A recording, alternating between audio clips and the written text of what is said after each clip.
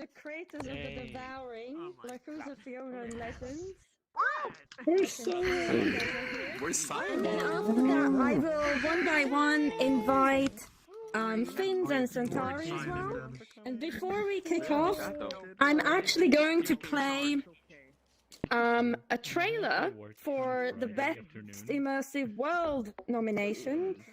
And once I start playing it, there might be a kind of 5 to 10 second lag. So I do apologize. It's just how the video player works. So we'll be quiet. And then if everyone can raise their hand like this when you're done watching the trailer, it's less than a minute or maybe like a minute. And then we can start, okay? Oh, I guess I'm not free then. I suppose. Oh, wow. I'll see you, Joe. Nice. I gotta go catch up on work. Yeah, I probably have to go too. See you, dude. Goodbye.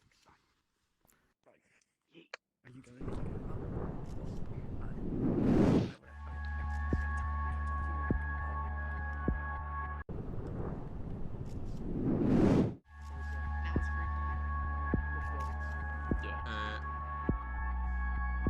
Still white screen for me. Just a hiccup. Do you have a look on that?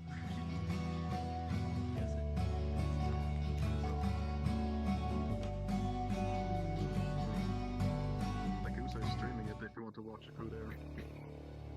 That's fine.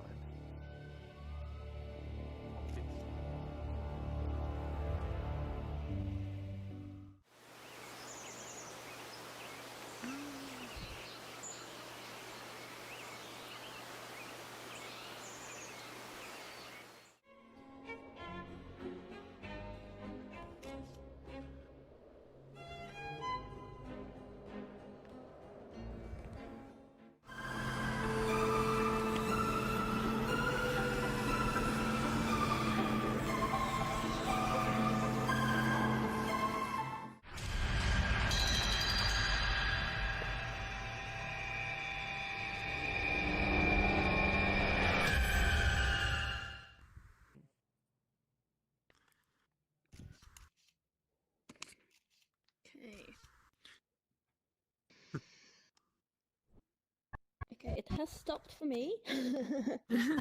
Stop. Oh, Now stop it's me. going backwards. Now it's going forward. Now it's 5. Okay, slowly but surely.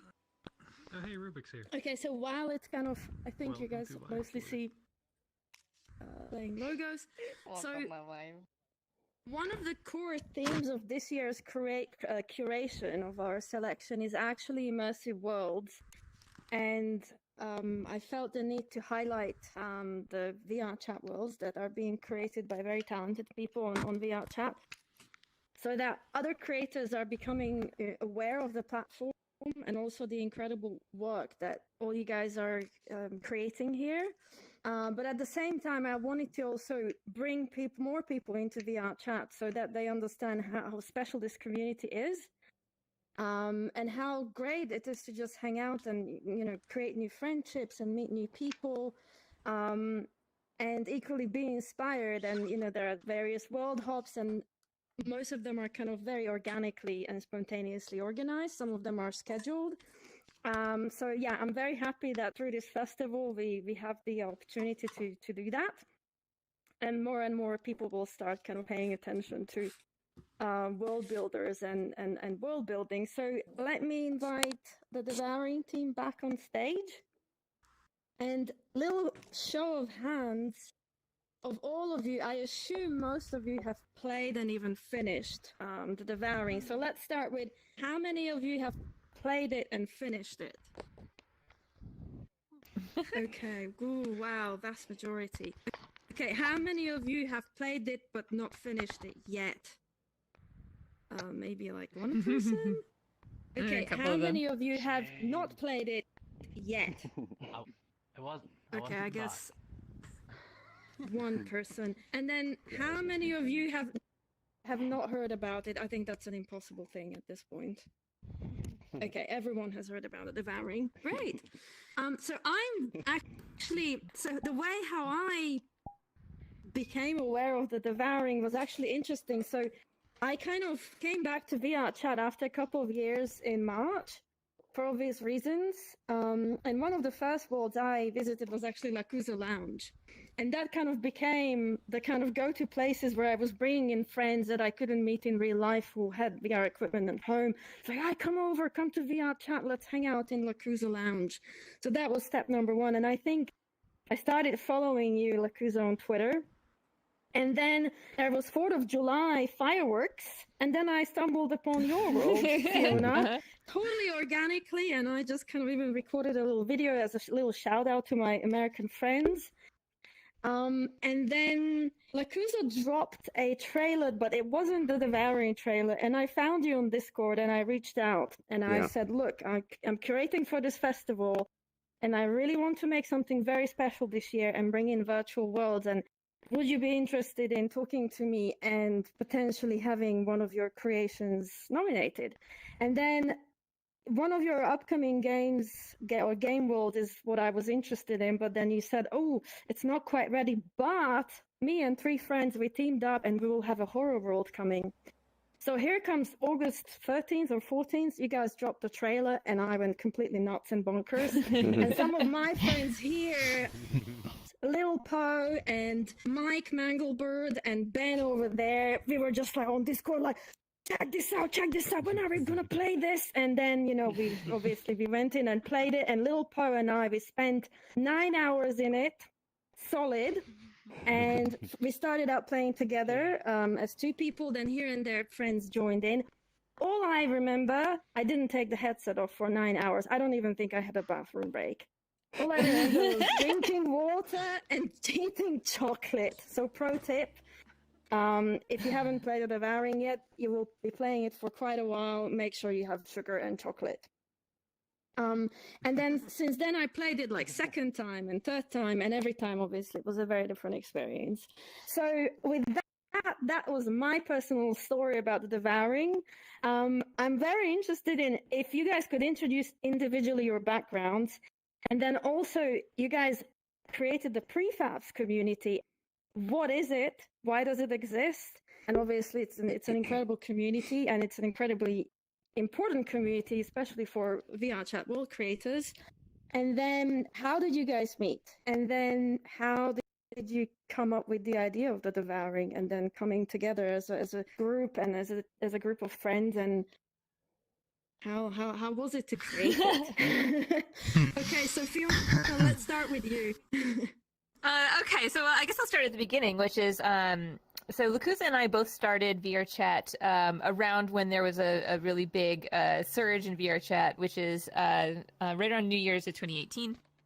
And there's on the official Discord, there's a world channel. And so I had been doing some 3D models because I thought that was very interesting and I wanted a world to put them in. And so then I started being in the world's channel. Well, we were all just trying to figure out how to do things. And so that's how I met Lakuza, is on Discord. And after a small group of us had been there for quite a while, like by quite a while, I mean like a couple months, sometime in March of that year, one of them's like, hey, you know what? We should have a Discord that's just kind of dedicated to making prefabs for the community, because as we learn things, that, like, how are we going to share our knowledge? So he made the Discord, and Lakuza and I were among the founding members of that. And along the way, we met Cyan Laser, who was interested also in what we were doing, and brought him on. And so as things grew, and like a lot of people here are part of that community as well, and kind of the mission of that community is to basically like help other people make worlds. So we encourage members to help on the various Discords, to make tutorials, make prefabs. We have a database that has all of the assets and prefabs and tutorials and shaders and all that kind of stuff the community has made over the past couple of years. And so prefabs is about 2.5 years old now. And just as a sort of, both helping each other as well as the wider community of people who aren't direct members of the of the Discord, but as, just kind of offering stuff for free to everybody. So that's how we met, basically. And that's kind of like what we continue still to be our mission as a community, is world building and knowledge sharing about world building. And it started off like none of us knew what is baking lights? We don't even know, to now quite advanced networking and Unity skills. And now it's even gotten into, programming. So it is turned from just a bunch of amateurs to a whole game development community. And I guess, so part of that, my background, I'm a mechanical engineer.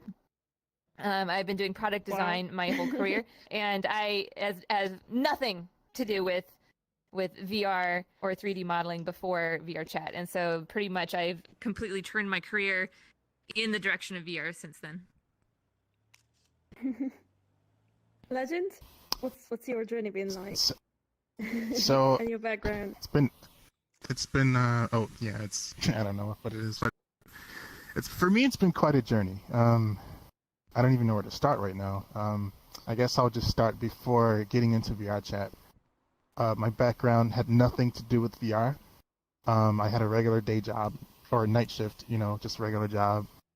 And I'll just kind of like fast forward to now. Like when I look back then, my life is so different compared to now, because now I've started a career and it's basically into VR and stuff like that. And I've become a 3D environmental artist, and I just continue to grow, and it's kind of amazing when I look back and see my own progress. And and as far as how I met my friends, it's pretty much the same thing that Fionna said. I would need help. Like when I started Unity back then, I would need help in Unity and figuring out stuff. And there was a world channel, and I would go in there and I would be like, I need some help, and I'll ask a question. I'll ask Lakuza, and then he'll help me, and then we both were just kind of like, hey, I've got this world that I want to show you. And he was like, oh, really? And we ended up, because every Sunday there's a meetup. There's a community meetup where everyone shows off their worlds. And I wanted to show it off, but I wanted him to see it first. And I was kind of nervous about it, because I've been working on this world for 3 months, and it's just kept growing and growing. And we ended up going in the world, and I showed it off to him. And it was he was really surprised, and I was really nervous because I just felt like it wasn't good or something. I don't know. I had a lot going on, but A feeling of doubt that we can all relate yes, to. that's really what it is. A lot of doubt. Process. Exactly. And so when I showed it off in the community meetup, I realized how amazed everyone was, and I was like, hey, I can actually do this. It gave me confidence. And with that, I just started to grow from there, and I started making worlds and a bunch of ideas. I just kind of went nuts, actually, made 5. It's like an actual joke. Everyone's like, oh, Legend's got 3 worlds to show off every Sunday. Yep. Because I was always making And he stuff, never published any of them. I never published any of them. Aww. Will you? But a lot of them were proofs of concept. Things. It's just I was just say, ooh, I wonder if I can do this, or do that. And it's it's you do it and then you move on because you got another idea. That kind of thing. But it's been quite a journey. I'm kind of just every time this question comes up for me, it's really hard for me to explain because so much has happened. I have to really dig deep and think about all that has happened because so much happened so fast in 2 years. Before any of this, like I said, it was never. I didn't even think I could do this. I'm in Blender now, modeling things and texturing things in UV and animation, and I've learned so much. And it's just so surreal that, all I did was just install VR chat, literally, and that just changed everything. So it's and then, here we are today. We've got this indie game that's been released, and it's, really blew up, super, super big, and we just had no idea, it was going to get that big, and, it's just wow, look at this. This is really surprising for me, but, yeah. Amazing. And Lakuza, how about you? Okay, so I guess to start, I was an animator before VR chat, so I work in sort of the marketing industry, doing short films and adverts, kind of the stuff you see, really insurance commercials and that kind of stuff. and doing like logos and stuff. So I always had an eye on VR, but I didn't get my VR headset until 2017 when Oculus had a sale in the summer. And then from there, I just started binge buying loads of games. And that entire year was just like I forgot about like console gaming and regular PC gaming. I just got hooked onto VR gaming. And then around like November 2017, VR chat really blew up with the Knuckles memes and the streamers like just coming out and like showcasing it. And I was in a gaming forum at the time, and there's a thread that kind of blew up there about VR chat. So I was like, I'm kind of curious. So along with a few members on that forum, I joined VR chat. But before joining, I spent like the Christmas holidays making this model, which I haven't left since starting. And it's like from my like favorite childhood game. So I just kind of like edited the face and hands to make it compatible. But yeah, I jumped in and I was pretty adamant that I wasn't going to get into world building because I didn't think I'd have the time or anything, and I thought it was out of my scope. Because I had no experience with I had no experience with Unity or game development. Like my experience was completely on like the pre-rendered side.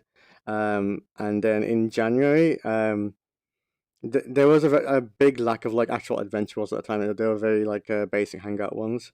One of the more complex ones was one by a creator called Zarniwap, which is an avatar dungeon. So you had to work a little bit to get these avatars, and that was quite inspirational to me. And then there was another world by a creator called Evolved Ant, and it was based on the Sword Art Online anime, and that was really blowing up at the time because it was allowing people to role play, but it was still lacking like actual like combat stuff. It was and that those two worlds kind of like pushed me to like, what if I could make my own adventure world? So I kind of went against my promise and started learning how to world build.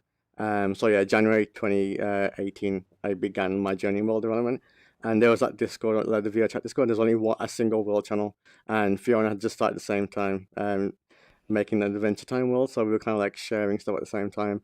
And yeah, we ended up making prefabs on that, the prefab Discord, because we were using the World Channel Discord as our own social hangout, which can get a bit difficult when people are actually trying to ask questions. So yeah, we made a prefab thing, and then slowly, started bringing more people in, and it's kind of just explored to what it is now. And then I guess because we refer to ourselves as the Four Ponies, which I guess Fionna could probably explain better the origin of that name, because there's a funny story behind it.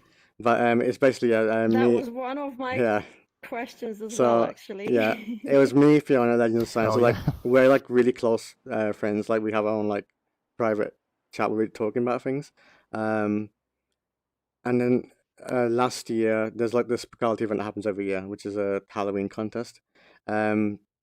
So yeah, we came up with we came up with the idea of like, let's try making a horror world, and then I guess we can go into more detail in a bit. But yeah, we chose to do that as our first group project, and yeah, it's come to this now. But I guess in that time, I've switched my career to VR as well. So I'm now an animator in the VR industry, working for a VR company. So yeah, similar to these two, like my career's changed because of VR chat as well. And yeah, I just love working in like real time technology now. So I guess then the idea about the Devouring started about, okay, it's spookality, let's do a horror game. I mean, horror in genre is very emotional, it's very strong. And one of the things, well, I really appreciate about the Devouring, before playing the Devouring, I hated horror as a genre and kind of like wanted to do nothing to do with it. And I also work in the industry. I have to play test games for a living. And when it comes to horror games, it's just like, oh my God. But after playing the Devouring, it just gave me this kind of courage, because playing it with other people, multiplayer, social way of playing horror really changes the game. And ever since, Phasmophobia blew up like crazy. And after playing the Devouring, I became more okay with fear in VR as a feeling, as an emotion. So thank you. And now I played a few more other horror games in VR. Okay, so did you script the game? Like, did you write a script, or what was the creative process like? Was it something quite organic, or you had a methodology, you followed a certain framework? So yeah, tell us a bit more about the creative process behind the Devouring. And then also your each individual roles and what everyone did on the project. You want to take this, Fiona, or I don't mind if you take this? So I'll start off with the roles. So Cyan, who isn't here because he's being good and actually working because it's in the middle of the day for us.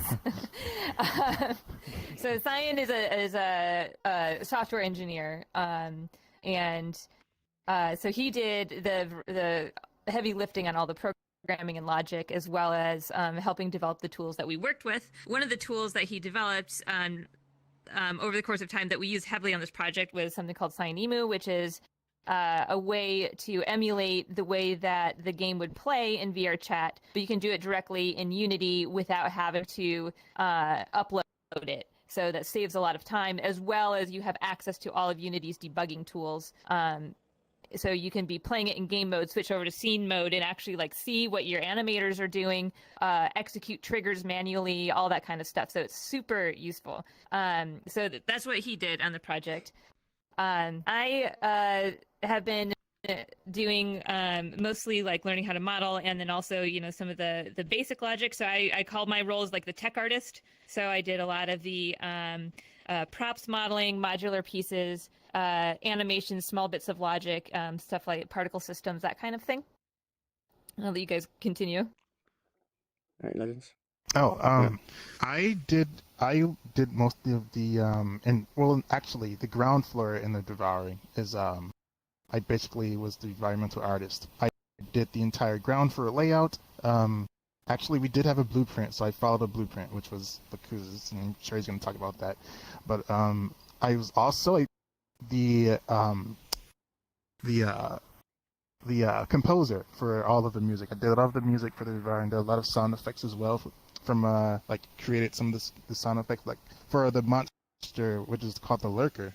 Spoilers. I did the sound effect for that, and I like used a bit of my voice and things like that. A lot of small details and things went into that. But yeah, I did the soundtrack for that, and a little bit of modeling here and there. And yeah, that's what I did. Have you done soundtracks for games or any projects before? Was this your first time? I have not. This was my first time. Wow. So this was everything. Incredible. It really, you know, and I actually am going to get into this. That's a good question. So I've always been making music. I've always been composing music on my own free time. It's like a hobby. I love to do it. I have a deep passion for it. But for the Devouring, I'd never done horror music, and I never done a video game soundtrack ever. So I was like kind of nervous about this. But now that I'm really happy that I did that, because it really, really, really improved my skill set as far as like making, you know, video game soundtracks, what goes into it, because there's a lot that goes into it. You have to literally picture yourself as the player and what you're gonna, you know, because music has a lot of emotion in it, and you have to like kind of add to the experience, add to the, you know, make it really immersive with the soundtrack and all kinds of things like that. But no, I especially in VR and especially in horror, like sound is so important in horror, so it's like a lot more pressure with it. And yeah, I was really, you know, like a lot of times I had a lot of doubt, like, yeah, I don't think I can do this. But what I did was I studied a lot of horror games, like Resident Evil, Dead Space. Those are really good games that really they paint a picture with the music. Specifically in the Devouring, I guess we'll get into that later, but for answering your question, no, I've never ever like did any kind of horror, any like music before. So for a soundtrack, horror soundtrack like that. So I really improved my, you know, skill set. And yeah. What was I saying before you asked that? Israel. And oh yeah. Oh, sorry. And there was also Amnesia that inspired the water levels. Yes. Down there. Yes, Amnesia was definitely a inspiration. Basically, the amnesia monster and the water monster in that game was really short. It was like 5 minutes. So we wanted to take that experience and we wanted to make it much longer. Some people didn't like that it was really long, but it's kind of like 50-50, you know, because it's really, really long. But we wanted to, you know, have that experience of, you know, being much longer than the original game, because in that game is a really popular and, you know, memorable moment. So we wanted to put that in our own, you know, in our own map. But yeah. And how about the mannequins? What was being the inspiration behind the mannequins?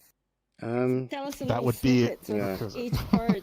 So I guess I'll explain my role as well. It's like I was originally gonna be just like the layout planner. So I picked what I thought would be the easiest and shortest role because I had another world that I was working on, so I didn't really want to spend too much time on this one. So I was like to these guys, like, can I just do the pre-production and do the level layout and stuff? But yeah, I ended up that role ended up becoming like almost every day for 10 months working on this project. So I ended up overlapping. So so I handled like the entire sort of level design and most of the puzzles. Apart, the only puzzle I didn't design was the piano one, which is more Legends than Fionna. Legends really wanted to have like a piano puzzle in that one because of the music side of it, so we put that in. But otherwise, the other puzzles I kind of designed on like in sort of paper form, and then gave it to these guys to then implement into the game. And then I handled the modeling for every creature in the game that has a body. So that would be the lurker, the mannequin, and then the things that you see at the end. So going back to the mannequin. Can we see them soon? Yeah. As avatars? So the mannequin and lurker, I'm preparing them as avatars for VCAT 5 this December, and they'll be free downloads, so you can use them in your own worlds, or make avatars. Just go crazy with them. It's all there. And we'll also be giving a lot of the environments that we've made as well. So like everything in the game we've made ourselves. And Fiona's releasing a bunch of like furniture packs and environmental packs, and then I'm releasing a few packs that I kind of made for this world as well. But yeah, for the mannequins, I've always liked the idea of just mannequins in horror anyway. And I had an old design of like a robot for a previous project that I'd cancelled, which are very mannequin-like. So I kind of repurposed them. So like the design was already done for a previous project. And that was a bit more of a sci-fi one, so I kind of like toned them down to like more old-fashioned like wooden, but still kept the really long limbs. I kind of find that a bit freaky, I guess, because mostly like mannequins are quite common in horror, but they're usually the very standard clothing shop style. I didn't want to stick with that one to do my own kind of thing, so I kind of made them very uncanny in that sense. But the mannequins came super late, so most of the world was already planned within the first few weeks. What was originally in the mannequin sections place was going to be like this weird twisting environment, but it required a lot of set piece models to be made. And at the time, we were already delaying the world by a month every time. And Legends had so much to do as it was, so we kind of figured there's no way we're going to be able to release this world by December. We thought we were going to release by December at that point. So we're like, okay, let's scrap that idea and put something else there. And then while these three were on vacation, like meeting up for the first time in real life, I had like the project to myself. So I created this, what many of you will know as the crowd room. I made that crowd room as a pitch to these guys when they came back. So I spent like that weekend kind of putting that all together. It was a lot difficult and worse than the one in the world now. But yeah, I made these guys go through it. Enjoyed Fiona's screams and frustration. And we knew that we had something here, so that's how the mannequins came into play. So they were a very kind of like mid-project entry into the world. Can you tell us a bit more about the narrative and the story of the people, of these letters that we're collecting in the journals? So I guess originally the narrative was going to be something way different. So the original idea was going to be less of a horror world, like more of a fun one. It was going to be a smaller mansion to explore, and we were going to have Cyan doing he's got like a really good close to mic voice, like he's like whispering in your ear, and we were going to have him narrating. Anyone who's ever seen his tutorials knows exactly how ASMR Cyan is. So, yeah. we were going to have him narrate everything you do. So you pick up an object, and he would narrate that if you open the door. So that was the original idea, and we had this idea that there'd be different wings to the room, and they'd have their own gimmicks, but. That was before I kind of jumped on as like the pre-planner for the layout and stuff. And then we started kind of just working on the basement layout, and we realized like, okay, this is going to be a much bigger world and much more serious. And then probably around kind of middle of November, like the actual ending and the overall kind of, I guess, spoiler alert, the sort of the cosmic horror vibes to it came in sort of late. They came in like about 2 months into the project, and that was more of a pitch because like we originally were going with complete haunted house, But I had this kind of idea in my head, like how cool would it be to have this kind of like twist to the ending. And it took me a while to kind of persuade to get everyone on board it. But once we did, like we were able to like start morphing the story in that one. And then the journals, I wrote like I'd probably say around like January, December time. Because I know I wanted collectibles because a lot of my old worlds have collectibles. The worry was that we thought people weren't going to bother reading it because stereotypically the vast community in VR chat don't like to read to the point they'll ignore like basic instructions in front of their face. So we totally assumed that this would be completely optional. So we kept it that way. It's like these are things that you can find random corners of the world, and people who want to learn more, they can learn more that way. What we didn't realize is they spend 9 hours. and So We this spend is 9 something. hours just to read everything. Wait, this is something I don't know that we've ever actually admitted to Lakuza, but Sign and I don't think ever read the journal notes until we started actually playtesting it. So like maybe like in July, and Sign Yeah, that's still has true. never read all of them. There's like the last row I haven't read yet. We begin the map, and I just go and like look at the journal, and I'm reading it. I'm like, oh wait, guys, like this is shit. Like I started to get invested in the story, because I wasn't aware of what I haven't read the like I didn't understand all what was going on in the story. I only saw bits and pieces of it because I was doing my own thing. But when I started to read, I got really invested in it, and I was completely surprised by the story because it was big. It's Same like for a lot us. of journals. Yeah. Mm-hmm. When we played it, we found all except 3. Yeah. And I just felt so immersed in the world, and that is what kept us going until 9 Yeah. hours. We could have probably finished it earlier, but we just wanted to stay longer. I think and there's find everything. yeah, there's a few things that really succeeded like altogether. So like the fact that the journals are in the guest room, and whenever you die, you come back to the guest room. So just like what Legends did with the guest room itself, and like the cozy fire and that, and the music, it's probably like the most calming area in the entire world. And what that resulted in is that people need that kind of time to kind of de-stress from like the hell they've just gone through. So the journals were there to give people that excuse to read that. So I'm gonna call out Andre if he's here. He was one of the playtesters for our world, and he got so stressed that he spent 15 minutes reading the journals for the first time near the second half of our playtest because he needed that time to like de-stress. Like he was that like stressed out by all, and like it was great. Like that was like the first realization. Like okay, these journals are actually serving more purpose than I'd imagined. So that was really good. But in terms of just like what was in the information, I think I took a lot of inspiration by just like horror movies in general that never explain the entire thing and leave things up to the audience. I made sure not to like, underline everything with the plot. There's so many things that I like left blank, and it's up to you to fill in the blanks. I really like that in horror stuff. And it just lends to the enemies as well. Because what I find is that when everything is revealed about a horror movie or game, it starts becoming less scary. Like if the enemy is like shown too early. A good example is probably like The Predator. I used to be terrified of that film as a kid. Up until the point he unstealths and takes off the mask, and it's like, okay, it's not as scary anymore.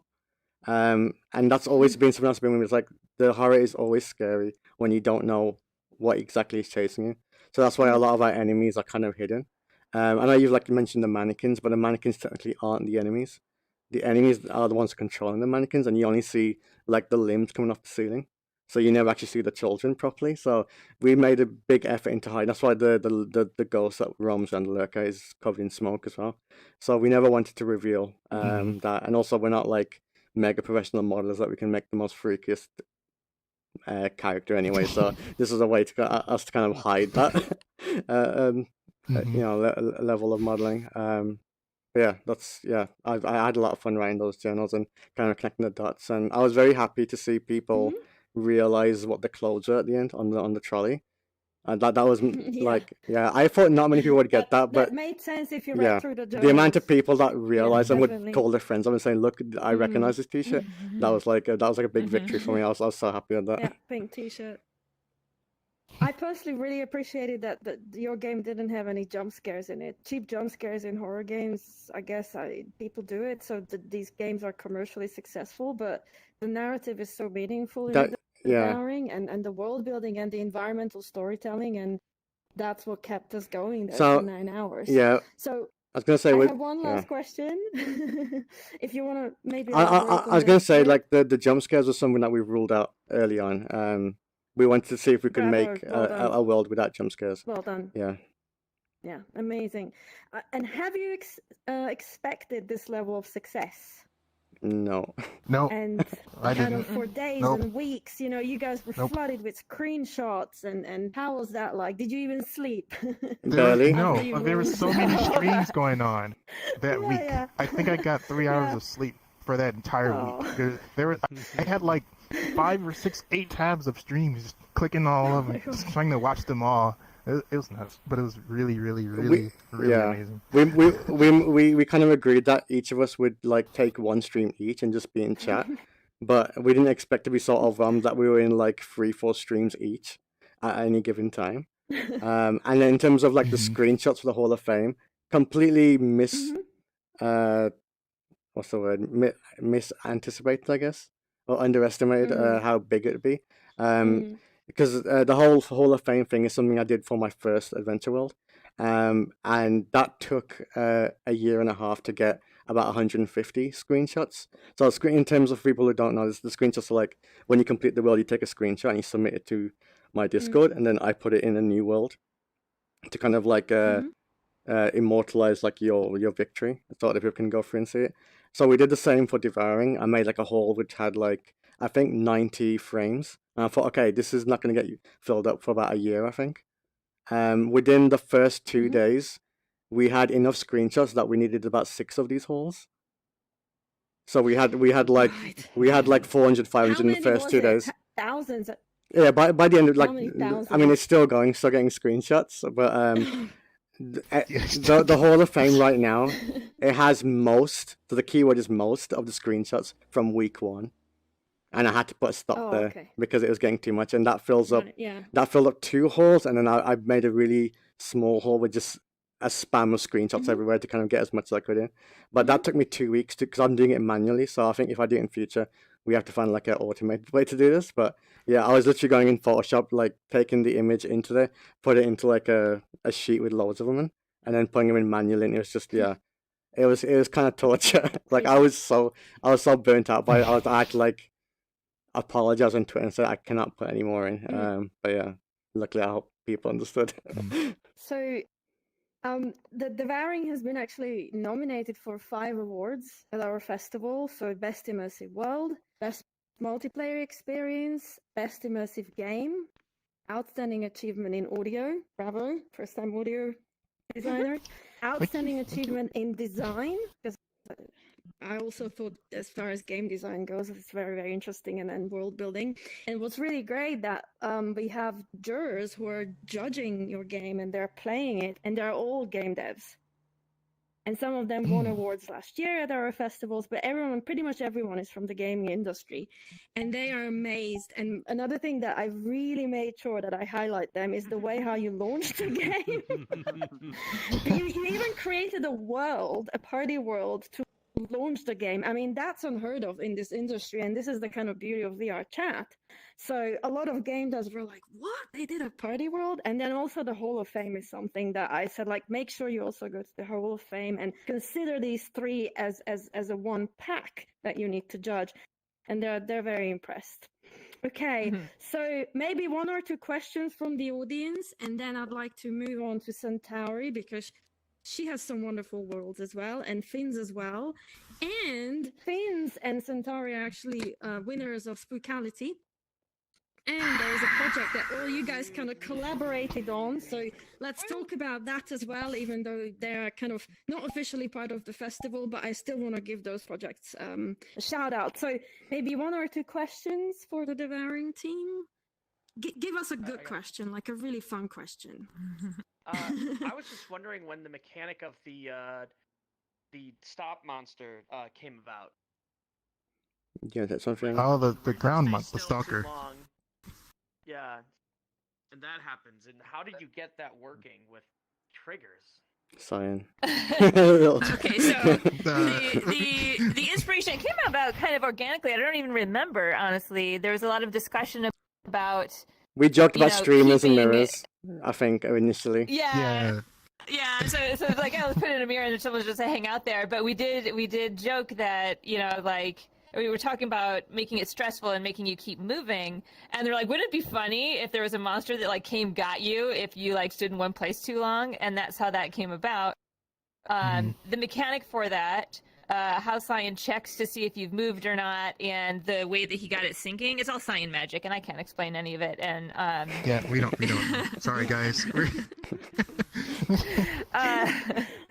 So, and then the actual effect for it is a particle effect that I made, and actually Phase Dragon helped me out with that. I had a bunch of prototypes that were much more spooky and tenderly, but they didn't perform very well. So I eventually came up with the sort of tentacles, and then the first time that one of us had it activated while we were like standing on some stairs, I realized that it needed a bottom. Because it was just flat, so I had to make it so that it did have it looked okay when you were floating in there. Oh. There we go. I'm losing my tracking a little bit.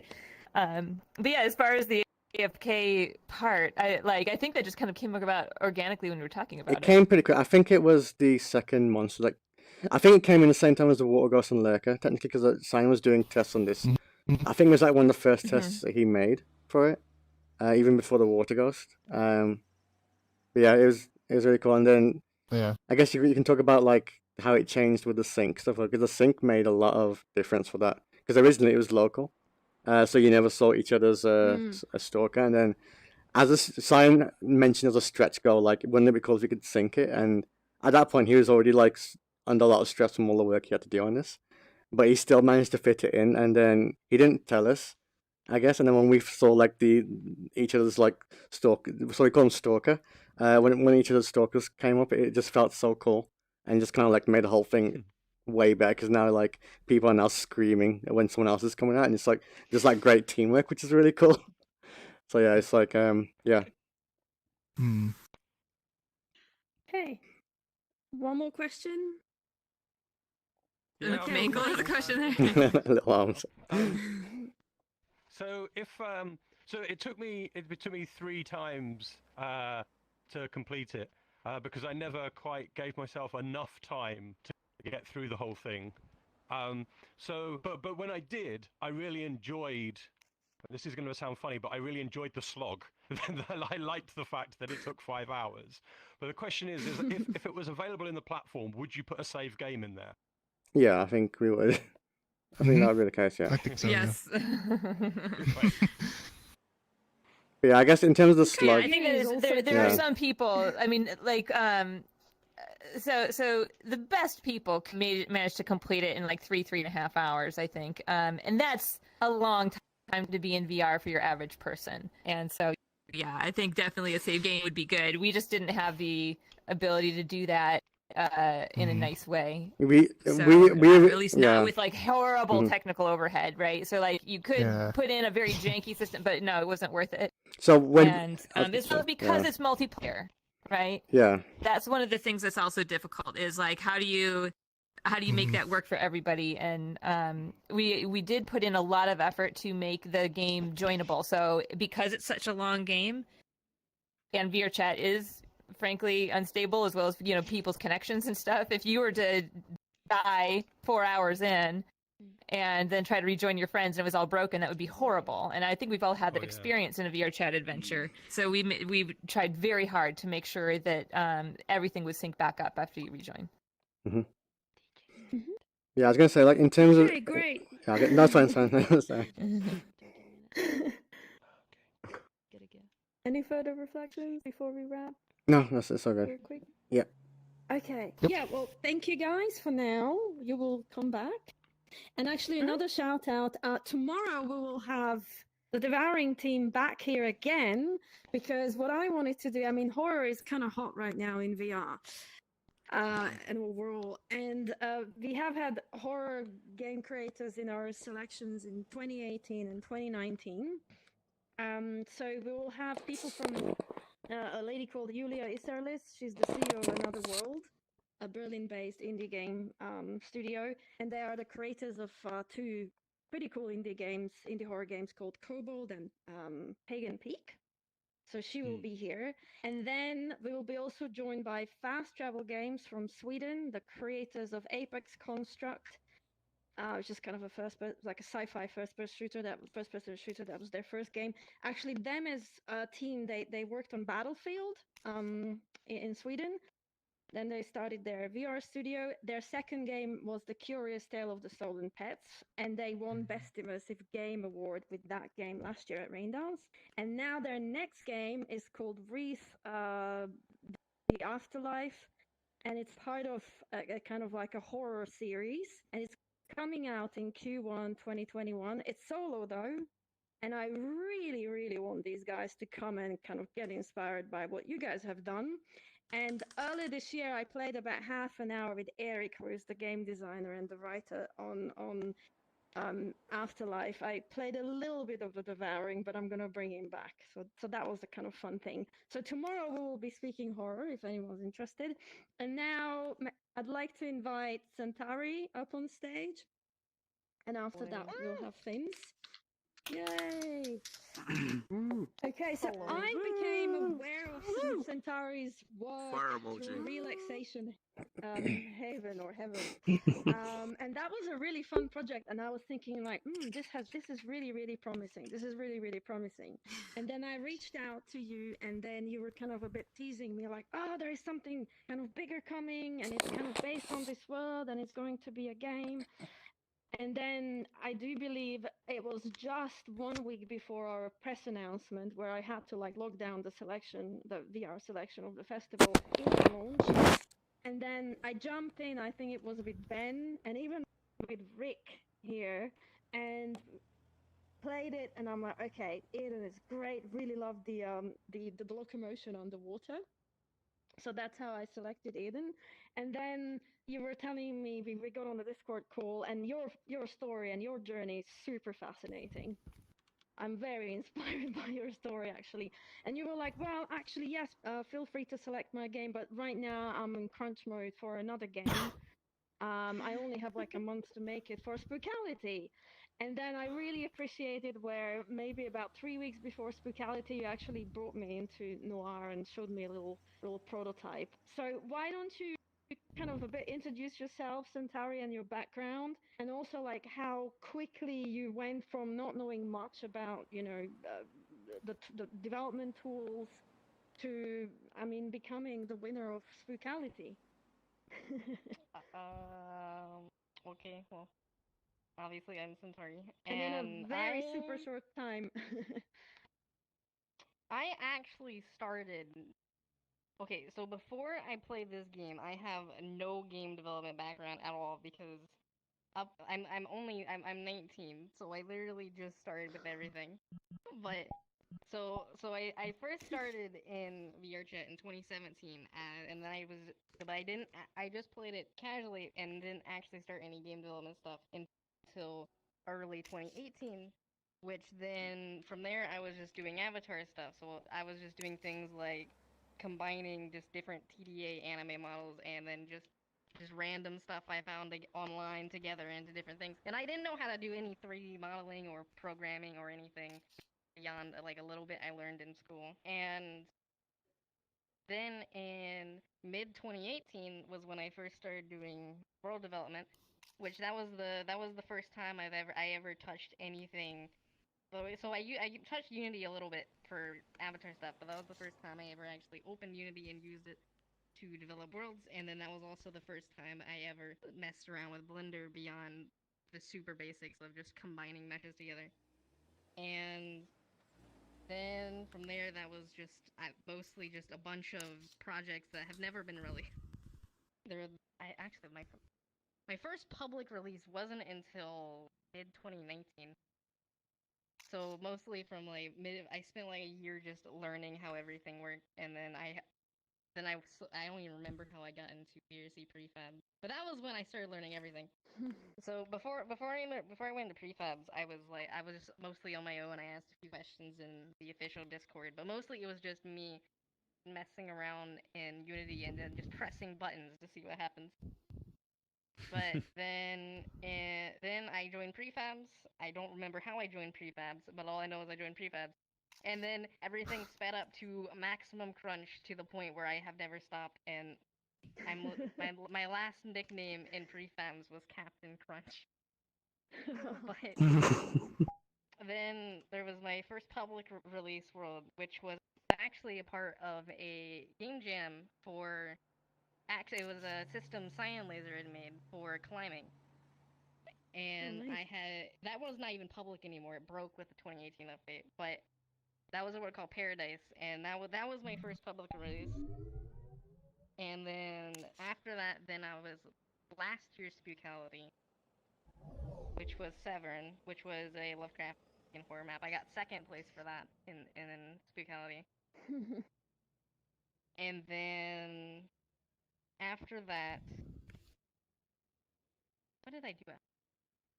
Okay, so after that, I didn't really do that much until around. Okay, last year, Severn was released, and then I made another world for Secret Santa for prefab. But then Udon was released, and that's where everything took off. Because with Udon, we finally had a bunch of world development tools that we didn't have. I mean, with like Devouring, you can still do a bunch with SDK2, but you could do a lot more with Udon than you could before. And then from that, for like the next 6 months, I did that. And then for the past 5 months, I have released 3 projects because I've been on a 1 to 2 month release schedule for projects. So in mid-May to mid-June, I released Escort, which was a payload defense map. It's such a fun game, yeah. It's like a wave flipper, really fun. Which was up to 12 players, and that was just PvE, payload defense, generic, basically. But it wasn't something that was ever really done in VRChat before. That was me learning how to do networking, which I wish I could go back and redo it because it's a mess, but it's fun. And I personally found that, it more fun than playing a similar game, Space Pirate Trainer. I think your game is cooler than Space Pirate Trainer. That's actually one of the big inspirations for it was Space Pirate Trainer, because I enjoyed it. And actually, before that, I released Relaxation Haven. Actually, yeah. Okay, yes. Relaxation Haven was released before that, which my deadline was the first Udon Alpha row. Because I was told that there was going to be a row and I wanted to have something for it, so that was my deadline for that. So then I released Relaxation Haven, which was my first ever public release with Udon, which was also the first time I ever was using actual C# coding for the creative world. Oh, wow. But then after that, then I made Escort, which was how I learned networking. Then after that, I made Eden, which was that was originally a Relaxation Haven update. That was going to be Relaxation Haven 1.2, which now is never going to happen. But that was that, and then for that was delayed for multiple weeks too. But that was I don't know. Yes. It's really fascinating to hear how you kind of embrace the latest tools of VR chat as a platform and kind of use it to your advantage, to your learning, and bringing something new to the platform and to the players. So let's talk a little bit about Relaxation Haven and Eden. And I really enjoy the water beasts, and then the kind of underwater locomotion. That's really, really like charming. And one thing that I really enjoy about like innovative VR projects is if people and game developers go beyond, smooth locomotion or your typical teleporting, and in your game, it's really satisfying to be underwater. Especially now when we can't travel and can't go on holiday. Felt like being on holiday a little bit. I mean, yeah, that was something I've always loved, like aquatic based things. That's something I've always been interested in. So but until Udon, the only way to really mimic that was through a extremely weird and janky and unusual system my friend Phase Dragon had made, which completely overrided the entirety of the locomotion system of players, and it worked. And for what it was really cool and it worked really well. However, it wasn't really stable enough for, at least at the time, it wasn't stable enough for doing anything that was actually like swimming underwater and full aquatic mechanics. But then with Udon, we find, and it's first Udon, and then especially even better with Udon Sharp, which Merlin made, which allowed us to code in the C Sharp instead of having to use the node graph. We had a lot more access to be able to do things like swim, and then or having little vehicles like the water bees. Yeah, very cute. And then that also so yeah. Quick show of hands, how many of you played Eden? Oh, a few. Okay, definitely go and check it out. Actually, we do have portals to all of the VR chat worlds in that corridor over there, so you can do so even from this world. Yeah, Eden's really great. The big thing is that it's also very GPU heavy, which was something that was mainly because I don't know. I have no idea why I decided to do this other than to save file size, but the world does not have any baked lighting at all. There is not a single light map on the entire map. It is all real-time lights, which is a mess, but it works. And then I also set up, which I actually learned this from Fins. Right over there, I learned it from Fins. GPU King of instance Waterworld fish to make yes to make because in Eden there is in the underwater area, which you can disable it, but there is thousands upon thousands of fish that swim around, which is something that isn't really seen in the game because it's really difficult to set up. And originally it was going to be through Udon and C Sharp, but the performance wasn't enough because we didn't have access to some of the tools we needed to get the performance or really nice interactive fish the way it should be.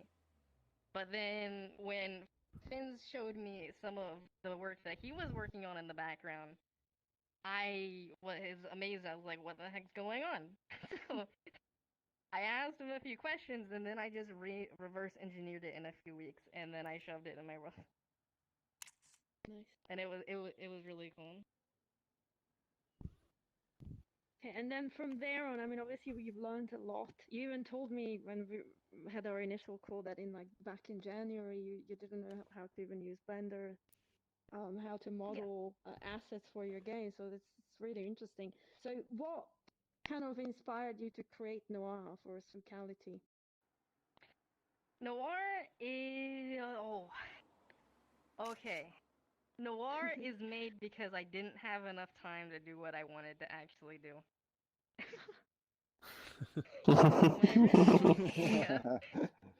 You're gonna get removed from the first place. World, which obviously that didn't show up in the final map.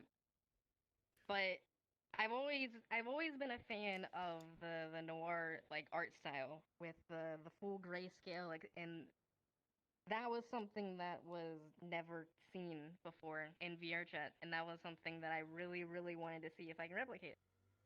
And then with some help of some friends, I not only figured out how to put it in a world, but I also made it affect avatars. Although I had to have some weird fixes to make it work properly. But then from there it was like I wanted to make something that was distinctly mine, but also in that art style. So then I thought about the fact that I also really love retrofuturism and I love steampunk and all of those things. So then I just created a weird mishmash of stuff, and it just went together in a month to create Spookality. And it only took at least 2 30-hour sessions, and it's fine. Captain Crunch to a rescue. It's fine. It's fine. Yes, how many of you have tried it already? No, I haven't tried to play Noir. the game, but I have yet to finish it still. Yeah, highly recommend. I need to add a save state, just for saving games because I added late join sync so that if people want to join, you have a way to do that. But I haven't added actual save system, and I know how to, and it wouldn't be that difficult. I just haven't had the time yet, but I really want to do it. So we can expect another world update or 2 or 3 or 10. Oh yeah, the next update's the Christmas update. I'm adding a bunch of stuff for that. And then after, will you give yourself a break? A bit of relaxation time? Yeah, sounds about right. Captain Crunch never rests. From January you to June. are an inspiration. You are an inspiration, that's for sure. Okay, and so there's next ideas already cooking up. Yes, the next idea is going to be a. I can't call it Tron because copyright, but it's basically going to be the entirety of the grid. E-Tron. Like the entire grid. I'm expecting the world to be large enough that I get floating point issues on the far ends of the map, which is when you get too far away from the world origin and then things start shaking.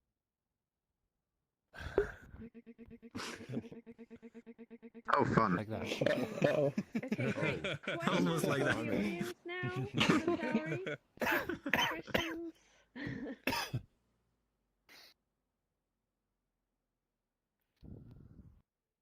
Vince has a question. The jaws just dropped. Yeah. Why did you say you want to beat me at Spectrality? I didn't. I'm just to have you know I wanted you to win. How dare you? I wasn't even expecting to get it done in time. I would have just been happy if I was on the board for the people that got anything.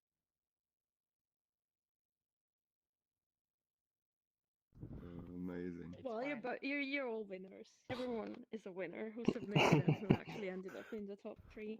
Everyone is a winner in their hearts. Yeah. There's trophies. There's enough trophies in this world for everyone here. So. Yeah. Oh. Oh, you guys again. Any Gone a bit further affix. questions before we kind of Very nice. Yeah? Okay. All right. Well, start of the this is party. a great segue actually to Fins. Thank you, Centauri.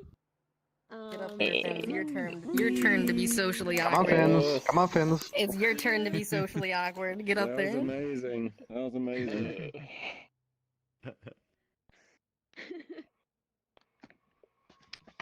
I'm too socially How do awkward you for feel this after one. your spookality crunch? You did fine. I never want to do You it did ever fine. again.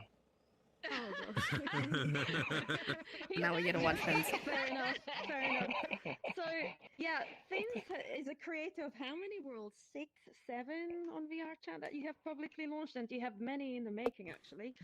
And me and Ben here, we were very, very lucky a couple of weeks ago to get a secret preview of some of your upcoming worlds that will be out, I guess, in 2021. Very striking and very beautiful as well. So yeah, how many worlds do you have now publicly on VR chat? I And lost some of track them of them super popular. actually. I lost track of them. I don't know. Yeah, there we go. Look at it. Yeah. So Go ahead. Go ahead. yeah, I think it's like 6 or 7. So yeah, so when I was curating the selection, especially for the Immersive Worlds collection, Yes. I wanted to kind of give people a range, and one of that kind of, you know, the spectrum of these worlds was also kind of finding worlds that are visually beautiful and are just kind of there as if you would travel to a place, and you can just kind of like let your imagination flow and you're kind of immersed in the story and the beautiful environment of the world. So that's why I selected Pandora Night, which is just one of the in the series of the 17 worlds that will be part of this larger family of worlds called The Lost World. Lost Worlds. And you know, it's to show people that, hey, you know, come to VR, just immerse yourself in this beautiful world, see some creatures, and just, you know, you can be on your own or together, and just, you know, get some peace of mind. And then another thing that I like about your work is your fascination for anything to do with water and sea creatures and fish and sharks and and fins and so yeah, tell us maybe about also that side of you and what inspires you throughout your world, and then we can also start chatting about Submerge 1 and then Submerge 2. Sure. I joined around, I think, early 2018. Originally, like everyone else, well, not everyone else, a lot of people around that time where we discovered VHS through YouTube. Let's play, that kind of stuff. I thought it was cool. But at first, it's nothing more than just like a little experience that I want to try. Like, what is this meme stuff and Ganda Knuckles and that kind of stuff? I wasn't supposed to stay there for too long. I was just curious. But then I went to one of the war. I told Cyan this a lot. I went to one of the war where it's archery. His archery world. I think a lot of people knows.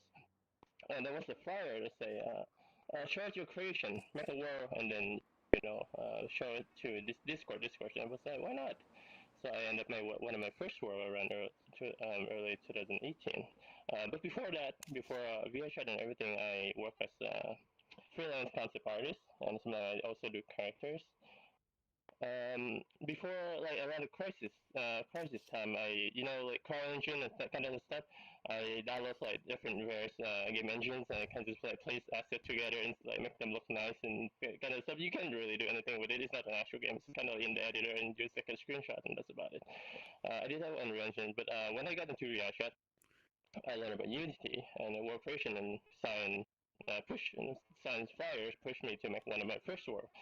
And when the people came in and they told me how they like it, like how relaxing it is and that kind of stuff, and I was like, wow, like people actually, appreciate the stuff that you do, and that's kind of pushed me to continue making like more and more worlds. As for the aquatic side of thing, and my name's Vince. I like fish, obviously. I have a fascination with marine biology. Ironically, I cannot swim. I will learn that. I cannot swim, so. But I think ocean. I cannot swim. No.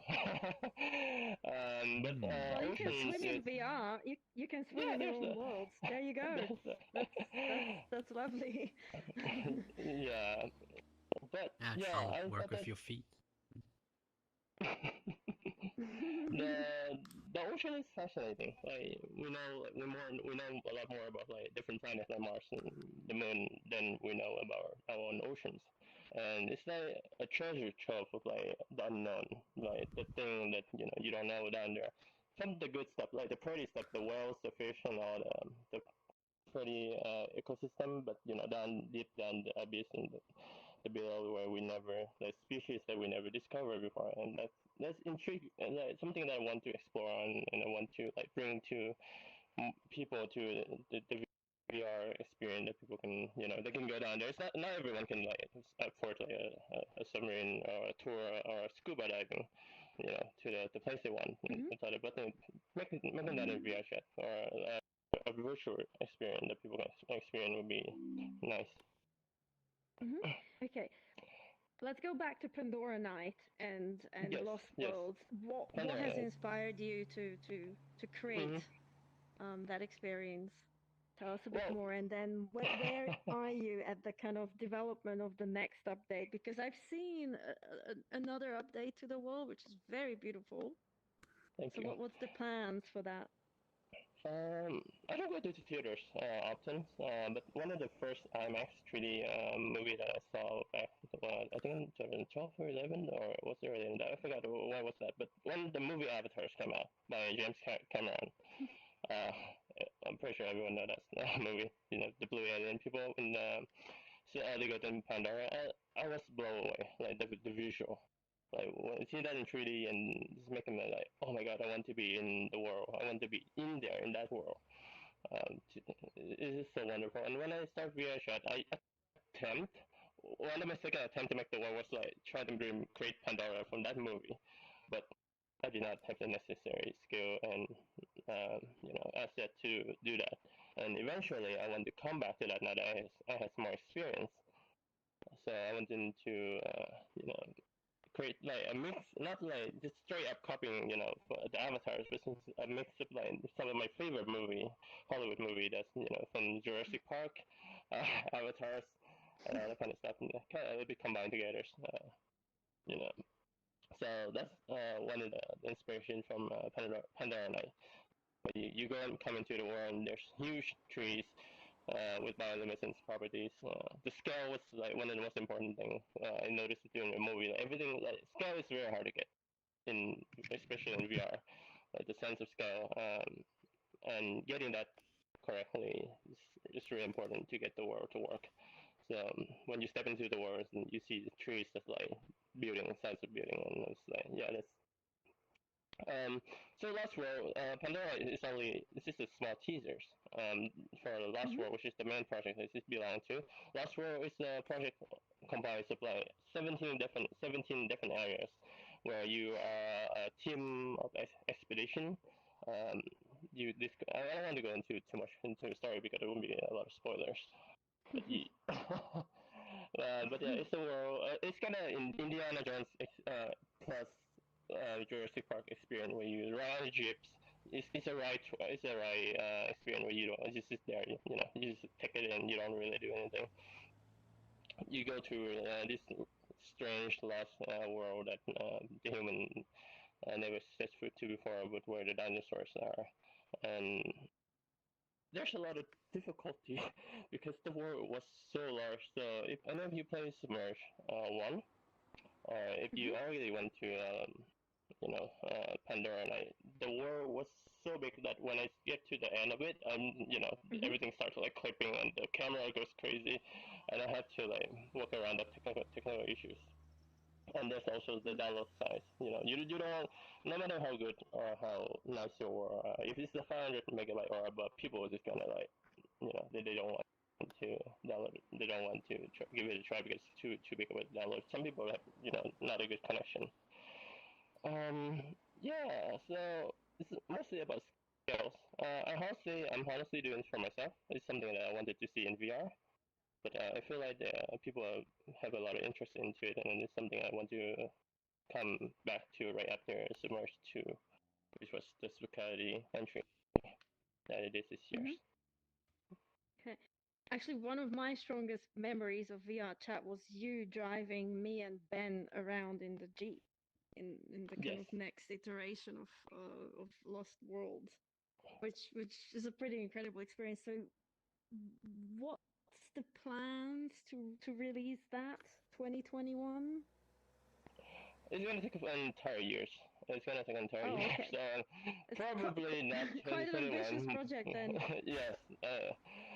I tend to get a little bit ahead of myself in big project, and then it's end up like more than I can chew.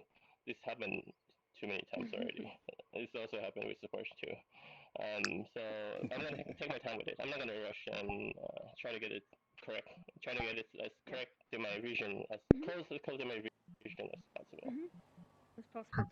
Well, let's invite now your collaborators for Submerge 2, and let's introduce Submerge 2. Alright, Ruuubick, come on. Okay, everyone, come on stage. Fionna. And it would be great if you guys could Yeah, there's a explain us wall a over little there. bit about we already heard Fiona's story, so Orals and Ruuubick, you're actually part of the VR chat team. So tell us your journey as collaborators, creators, as VR chat world builders. And yeah, Fionna, come back. I honestly don't know anything about it. I just do it for Well, still we very probably know important. her lines better than she. And then let's talk about Submerge. What was the idea behind the project, and then Submerge 2, and then how did you guys collaborate? And then any kind of fun stories that you want to share with us? And could you kind of come spread a little bit? Well, he is the man, so we kind of keep him in front. Okay. Well, Submerge 1 was last year's Spicality entry, like at third place. At first it was a little bit random idea. It was like, what if you just like jam people into a tiny crime submarine and just like took them to like the deep oceans? And a lot of people initially did not know that was the horror world. They thought it was like a nice little chill submarine. You see pretty fish and nice music come in, and eventually people just get pushed into like the transcendence things start happening, and people were freaking out. And it was probably my second most popular world next to Moody as of right now. And I thought like, oh wow, this resonates with the VR chat community. People like this. When I watch a stream and everyone's like, yeah, it's kind of like lay back and just enjoy the ride. Like that's something that that's not done often in VR chat. And I thought was like with the movie, original inspiration also came from like the Disney attractions, Universal Studio and that kind of stuff. Where you kind of sit and then you go through kind of stuff, and then it's a roller coaster. It's literally this kind of roller coaster attractions, but just without the tracks. Mike here can relate to that. Mike the bird. So yeah, it gets really popular. So it's originally for this year's Fukadi, I was not meant to do Submerge 2, I was meant to do something else, but it was too ambitious. So I decided to do Submerge, but that ended up being too ambitious as well. So I was like, Oros, who helped me with Deep Blue, which is one of the, I'm not sure if anybody went to Deep Blue, is one of the swimming world, a lot of fish and stuff. He helped me with Deep Blue, and he's like, if you need help with Submerge, give me a holler. And I was like, of course. There, I've been making a lot of stuff with SDK too, but with Udon, I'm very down there. I am not really up to the task to do like really complicated stuff. So having Oros there was like a huge and extremely big help to get Submerge 2 out there. Ruuubick, my good friend, he do awesome animations. He helped me with so many animations in both Deep Blue and Submerge 2. Nice. Amazing stuff. Without his help, our monster animal probably gonna look like it's not great. Here's Fionna. See our main character, Dr. Angela. She looks like you. She looks like you. Well, I think there's a number of color options for that asset, and I think they like, well, we'll just go with the blonde one because it's Fionna. So, more believable. Yep. Yeah, and tell us a bit about the narrative actually, because as you say, it's by far the most kind of narrative-based project you've ever worked on. So did you have a script, or did kind of that came about quite organically as you guys started to work on the project? Well, for Submerge 1, it was like kind of come up as you go. Like I did not have a narrative until like the end with the monster, and I started like hiring a voice actor to put that all that stuff in. So, but originally Submerge 2 was supposed to be a part of Lost World universe. It was supposed to be a part of the universe. But I was like, wait, this doesn't work with the Lost World. It's more like an Indiana Jones, more like exciting experience. It's less more like a horror one. So I started to push it to the Lunar Sand universe. So then that's where all the narrative came from. Where I'm a really big fan of channel 58, I believe. That was the name. That was one of the really spooky VHS news channel, YouTube channel where like you see all kind of like news. So it was like this idea of a haunted moon or haunted lunars. Where it's not haunted, well, not haunted in traditional channel with this ghost, but there's something obviously wrong with it, and it's affecting the entire global, entire world. And then the Lunar Sand and Submerge is like a different character in different part of the world experience that event that's coming down from the moon. So in last, that would be a lot of spoiler though if I explain too much of the story. What should I do?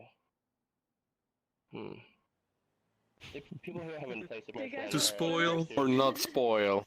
Yeah, that's the thing with so just like just mute your audio for a while. Yeah. Or just go to the speakeasy and then we'll send you a flare. And then come back 2 minutes later. But yeah, also for Submerge a lot of people apparently, more than I expected, have a fear of the ocean. They terrify of the ocean, and that was something I wanted to capitalize on. Both of the worlds. Since the ocean, you go under, you under deep waters, and anything can go wrong. You don't know what's under. The visibility is very poor, and there's a lot of room just to make it spooky without doing too much stuff. You don't have to like jam people constantly with like screaming pictures or jump scares. This is something to keep the suspense going, and I thought it worked well with the narrative driven roller coaster experience that goes with this. Actually, one of the kind of coolest things for me is to highlight Submerge 2 to especially folks who come from film or animation background. And many, obviously, we have something like 20 animation projects here that are all single player. And they find it mind-blowing that you are able to go into the story as a four people kind of adventure journey experience. And I think it's quite inspiring for other creators and storytellers to think about social storytelling. Okay, Fionna, what was it like for you to be a voice actress? I mean, your skill set is just broadening. It's just growing. So I actually get a fair number of people that will ask me to do voice acting in their worlds, and it's because they need a female voice, and there's just not many options in the world building community. So I mean, like that part of it was actually fairly simple because Finn's wrote a dialogue script, and we got into a Discord call, and each one of us locally recorded with our own mics. With Finn kind of Finn's kind of directing us. And you may have noticed that Cyan was doing the voice of the person on the comm, and the interaction between them was still well. The interaction between them is very similar, I think, to the way that me and him interact to begin with. So that was pretty easy. But what was funny is we initially were going to do some of the mocap, and I was going to do it, but I think it ended up being more work. So actually, Ruuubick did Dr. Angela's mocap. So if you happen to see Dr. Angela sitting down in a chair like this, know that that's not me. Oh my God. Not understanding female body language. That makes much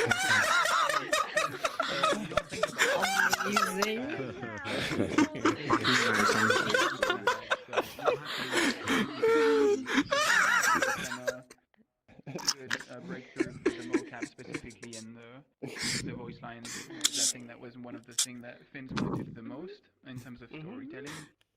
Is literally having a character that talks to you and having a character move and act as if you're in the scene in front of them. I think is extremely powerful in VR, and it doesn't happen often in Worlds, or I don't know if it's been done before that way. So it's a good challenge. Nice. Okay, any further reflections on what was it like to create this project in a very short period of time, actually? You guys had like a month or less than a month, right? And even lots of actual work. Yeah. So, one of the first things that we came into this project, I told Ruuubick and I was just like, no crunch. Absolutely no crunch. I would say that's the last thing. That's pretty much last world. And then what happens? It was like, I don't know, it was like 10 days, less than 10 days left with the deadline, and the submarine was barely getting out of the launch platform. We had to do so much thing in the last. Most of the project was the concepting, modeling. Ours did the amazing submarine model. If anybody saw it, it was amazing. I did the environment design and the flow, and Ruuubick is making sure that the animation in that work tied together. So yeah, a lot of crunching, a lot of sleepless night. It was not fun. In Submerge 1, I was telling people I had freaking PTSD from riding the submarine over and over, like almost 100 times. Just to make sure that all the trigger work right. Every time I push a bit, I have to ride the submarine again, and just to go through the entire thing.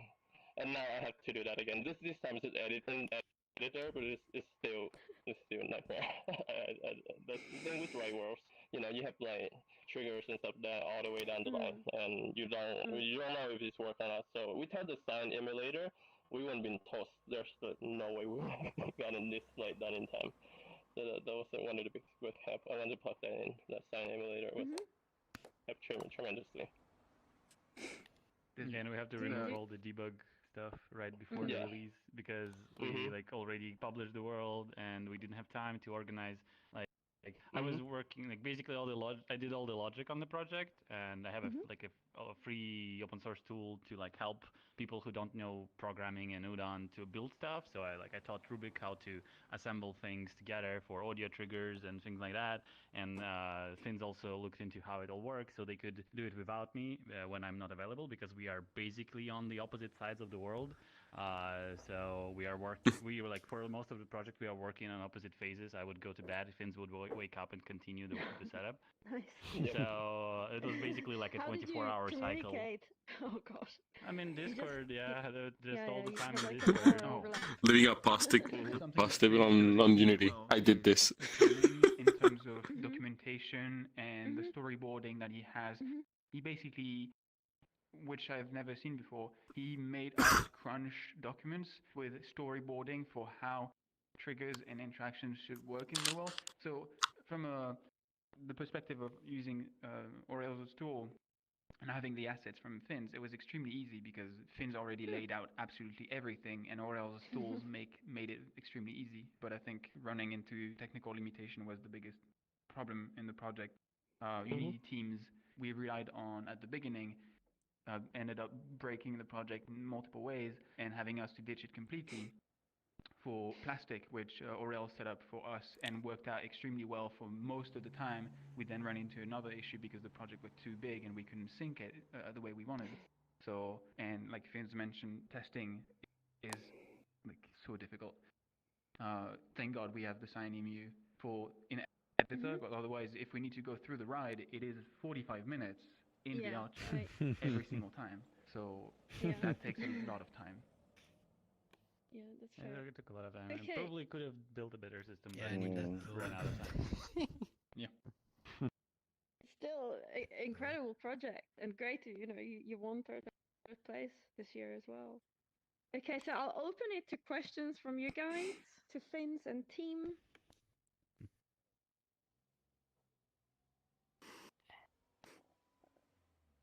Fair enough. Maybe okay. Fernanda, can you? Yeah, go ahead. So how much time it took you to make sub 2? How much time did it take us to make Submerge 2? Yeah. In time. When did you start the whole project? Let's see here. The initial planning started around late August, like at the end of August. We have like screenshots. We have stuff from like popular pop culture, movies, and kind of stuff. Like this is what we kind of want to do, this part and this part. But the assets creation and collection doesn't start until around like mid-September, where we start blocking out like our submarine and our environments, and then most of the work, most of the logic, and tie everything together after that with the script and the voice acting. Does I think around the 10th, the 10th, the 11th of the last month, where it's due of October. So yeah, I'm pretty I guess fast it's roughly a month. 45 minutes content. Yeah, we wish we had a lot more time. Every day was like very, very important. We tried to jam as much as we can, but we were way past deadline, and we had to get it out.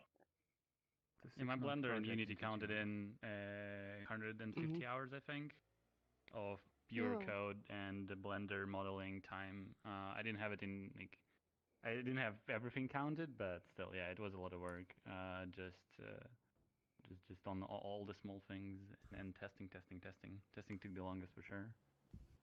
Out of all the people involved, it's easily 1,000 hours project in 2 months, which could have easily In became. between. I mean, initially, what the plan was, there was so many more things that Finns wanted to do, and as time passes, Finn is like, okay, I have to remove this, I have to remove this, we have to make this simpler.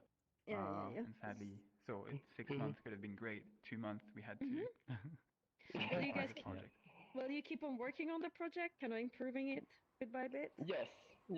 In the next couple of weeks, because I've been moving, my just got my Oh, yeah. computer and everything back today. Thank you so much to be able to make this talk today. It's great. Thank you. Yeah, so I'll be continuing working on. I'll try to get it to as close as original script as far as I can, because I'll be like forever bother, which how much work we already spent into it. So I'll get it to So the final version of Submerge 2 will be quite different from what it is right now. Yes. Still things to look forward to. Okay, any further questions before we move down to our speakeasy? Yeah. Yeah, Rick? Go Yeah. ahead. In terms of well, amazing guys. I wanted to ask in terms of your collaboration tools.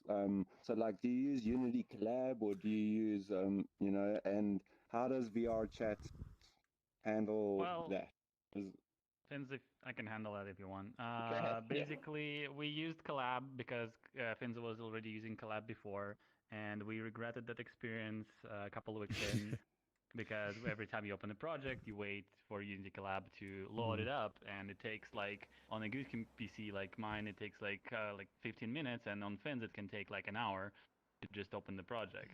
So it's basically unusable. So we were kind of living with it just because we were like, hey, we don't know how much time it will take to migrate. But at the end of the day, one day we just woke up and it just like, it wouldn't push Finn's changes, and he spent like 4 hours more instead of sleeping on just fixing it. So I just came in and moved us completely to plastic, which is what Unity bought not so long ago, because I was using it before for all of my worlds, and it's a much better tool. Like instantly, we could merge scenes together. We could work in parallel because it resolves the conflicts there. We could uploading was taking us like seconds instead of minutes, and downloading like 25 gigabyte project would take you like the max speed your connection allows, instead of like how slow Unity servers think you should do that. So Plastic was our main collaboration tool, and we were always in voice chat on Discord, basically 24 hours. If anybody was awake, we were always in voice chat and screen sharing and all that stuff. So yeah, Discord. And we had Trello, but we kind of didn't have time to manage it. So at the end of the day, as Ruuubick said, we had just a giant document that outlined everything step by step with very nice MS Paint drawings of which things go where and stuff. And that was basically it. So very like basic tools, but they worked very well. Nice. Thank you. Okay. Any further questions, or should we go and have some drinks? Do we have a special drink? Hot dog over there. When can we expect Submerge 3? Good question. Unfortunately, I have to tell you that Submerge 2 is the last of the series. Yeah. If you already play it, at the end you say it's to be continued as Lunar's End 0 hours. That's where it will continue off from. Where it's not, unfortunately, it's not an underwater experience. So I'm sorry. So then is it? I might. Go ahead. No, go ahead. Oh, does it? Are you saying that it might go to another series, lead to something else? Well, Submerge 2 is part of the Luna's End universe. What I wanted to do was in Luna's End, Paul if anybody already played, you start in the space stations, and in Submerge series you start in the waters. And Luna's End where it's in the ground, it's on the land, it's on land. So it's kind of like land, sea, space. I can say the different area that's get affected by this event that is happening in the lore and story. I have a bit more claustrophobia and inspiring experience. I like to scare people about underwater stuff. So it's not the end of it, of course, but it's for Submerge. That's like the ride. That's Submerge 2 is the final one. Thank you for the question. Yep. Oh, yeah. Okay, so please play it. If you haven't played it yet, you will definitely have fun.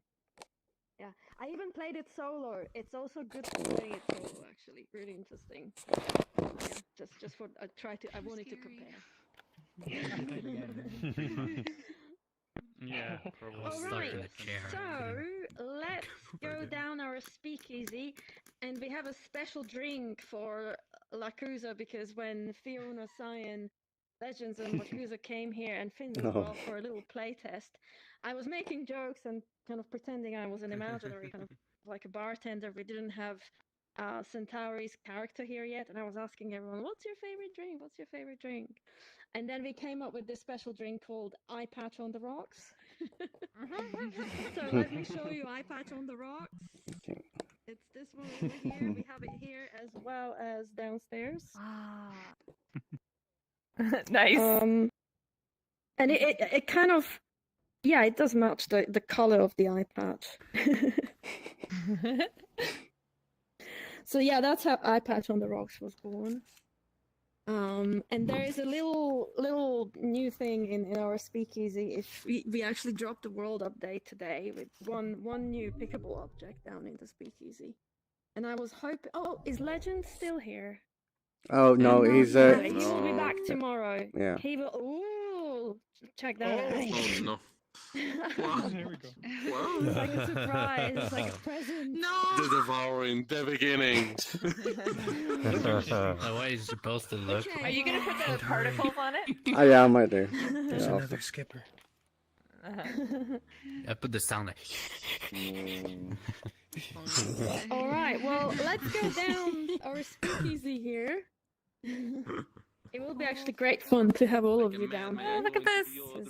So, the speakeasy has been inspired by the game called Down the Rabbit Hole by Cortopia Studios, which we have in our selection. And we are so pleased that the studio has kind of I knew given it. us the 4 characters. I knew it. It's a really good kind of fit for the occasion. And yeah, oh my goodness, mannequin. And it's going to be my birthday on Sunday. And happy birthday! Well, it's not yet. And I Happy was a little bit pre-birthday. surprised, to see my name on it. Because I wanted to not have my name in it and then sing happy birthday to Legend. Because he had his birthday. But we can maybe share this birthday cake together. It's fine. Yes, And you know, we can even bring it to the red carpet. And who was it? Someone else today in the prefabs community said it was their Acklink. birthday. Acklink, yeah. So Acklink. amazing. So yeah, everyone who's a November child.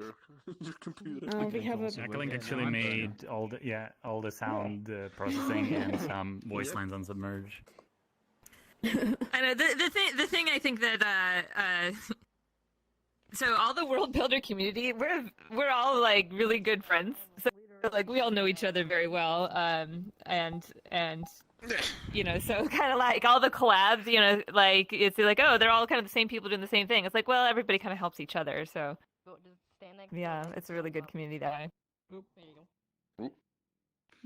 By the way, the scarecrow thing is okay. Yeah, and my Where is dream Legends? has Did he come did he true. come down or did he crash or No, it's coming back later. He said he'd be back in an hour. Okay. I always. You have to Got blow it. up Oh the my candles. gosh. I want to see this. Oh, no, I can't. I don't think I can. Just try really hard. You can do it.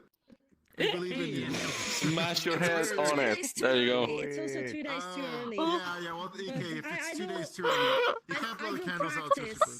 I will definitely practice. However, it's a special treat for me. I always dreamt to be able to dance in the bar with the Red Queen. So now I can in this world. It's genuinely Hello, I a am the treat. Red It's Queen. genuinely a